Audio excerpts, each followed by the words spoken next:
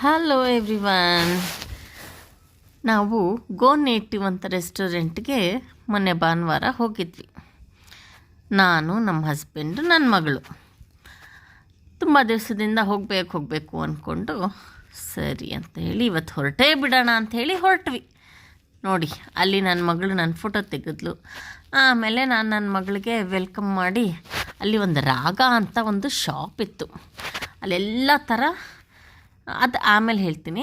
ನಾನಲ್ಲಿ ನನ್ನ ಮಗಳಿಗೆ ತೋರಿಸ್ತಾ ಇದ್ದೆ, ಮೆನು ಏನೇನಿದೆ ನೋಡ್ಕೊಂಬಿಡು, ನೀಟಾಗಿ ಆರ್ಡ್ರ್ ಮಾಡೋಕ್ಕೆ ಈಸಿ ಆಗುತ್ತೆ, ನೋಡ್ಕೊ ಒಂದು ಸತಿ ಅಂತ ಹೇಳ್ತಾಯಿದ್ದೆ.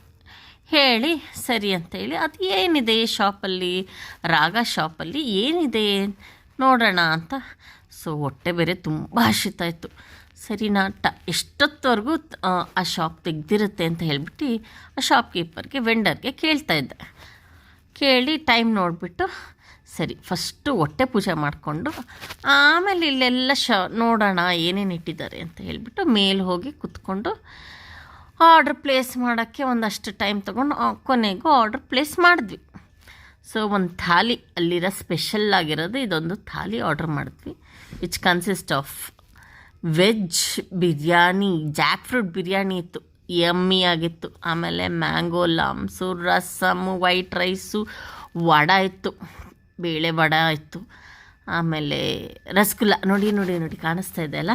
ಸೊ ಆಮೇಲೆ ನನ್ನ ಮಗಳು ಒಂದು ಕೊಕೊನೆಟ್ದು ಒಂದು ಜ್ಯೂಸ್, ಕೊಕೊನೆಟ್ ವಿತ್ ಆರೆಂಜ್, ಬೆರೀಸೂ ಇತ್ತು.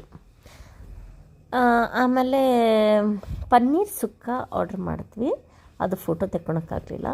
ಕಾಶ್ಮೀರಿ ಪಲಾವು ಎಲ್ಲ ಇದು ಮಾಡಿಬಿಟ್ಟು ಕೆಳಗಡೆ ರಾಗ ಶಾಪ್ನ ಎಕ್ಸ್ಪ್ಲೋರ್ ಮಾಡೋಣ ಅಂತ ಹೇಳಿಬಿಟ್ಟು ಹೊಟ್ಟೆ ತುಂಬಿತ್ತು, ನಡೆಯೋಕ್ಕೆ ಕೂಡ ಆಗ್ತಾಯಿರಲಿಲ್ಲ. ಸೊ ನಿಧಾನಕ್ಕೆ ಹೋಗಿ ಶಾಪ್ನ ಎಕ್ಸ್ಪ್ಲೋರ್ ಮಾಡಿದ್ವಿ. ಸೊ ನನ್ನ ಮಗಳು ಫೋಟೋ ತೆಗಿತಾ